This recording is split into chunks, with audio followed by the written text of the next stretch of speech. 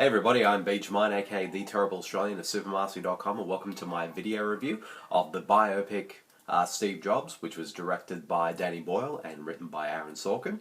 So let's get right into it. Now, as you could probably guess by the title, of course, this film is a biopic on the life of Apple founder Steve Jobs. And this is a guy who, we already know who he is. He founded Apple and whatnot, but his life has been the basis of so many different films, like a lot of documentaries. I know last year Alex Gibney did a documentary on him called Steve Jobs, The Man in the Machine, which I haven't had a chance to see yet, but I want to check it out. And of course, his life had already been made in in a biopic form in the form of Jobs, which starred Ashton Kutcher in the role of Steve Jobs. And this is kind of the latest one, but this one, unlike Jobs, which kind of got meddling reviews and whatnot, and for me, I thought that was this. Even though Ashton Kutcher gave his all in that film, I thought the film itself was just a bit average. But this latest sort of film on Steve Jobs' life definitely has a much more prestige to it. First of all, it's directed by Danny Boyle, who of course is the Oscar-winning director behind Slumdog Millionaire and many other great films, and as well as written by Oscar-winning screenwriter Aaron Sorkin. So just having the combination of these two guys alone makes it a very interesting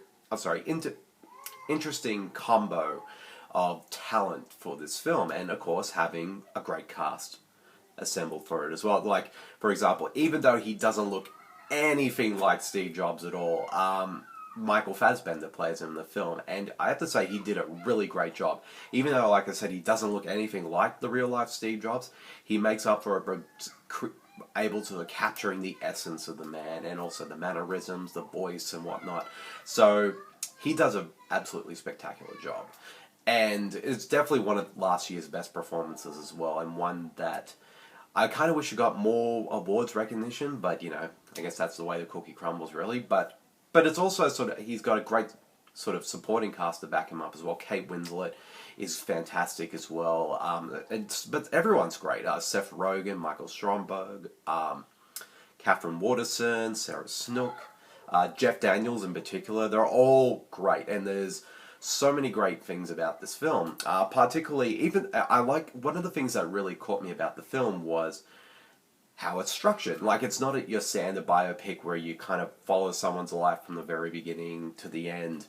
The thing is, this film is kind of follows Steve Jobs' life at 3 different points in his career. It's like the first half of the film is sort of set in 1984, forgive me. The second act is sort of set in 1988, while the third and final act is set in 1998. So, having the film kind of structured around sort of these big events when Steve Jobs is unveiling a new computer onto the world. Like in the first one, like a key product, I should say. Like in the first one, it's the Apple Macintosh. In the second one, it's the Next computer. And in the third one, it's the iMac 3G. So that's what sort of the film is sort of structured upon, these 3 acts. And of course, during the time as these sort of big sort of events are about to happen, we kind of see the backstage sort of drama that Steve Jobs is facing, like sort of the sort of troubles he's had with his ex-girlfriend, and as well as his daughter, who he doesn't believe is his daughter, but the test results say otherwise. And of course, things going on with his company and his sort of relationship with Jeff Daniels, and as well as his relationship with Seth Rogen's character, and of course, being the backbone and there to be his confidant, of course, is Kate Winslet's character as well.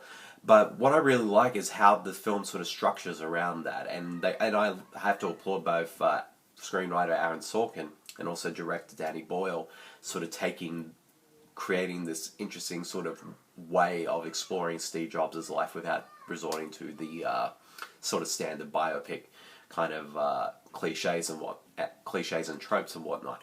But at the same time, there are some aspects that things that have happened during these events didn't actually happen in real life and whatnot. If anything, things that happened outside of these sort of big events were kind of transported into this film, and as of course, other factors as well. So it's a mixture of some things that did happen and other things that didn't happen. But you know, you're going to get that with sort of a Hollywood biopic. So, but at the same time, it's still really well made, and I really like the fact that Danny Boyle kind of uses 3 different film styles during the course of the film for these 3 acts. Like the first act is shot on 16mm, the third one shot in 35mm, while the third and final one is shot on digital. So the film just does look spectacular, and you're getting to see kind of these 3 sort of different filming styles,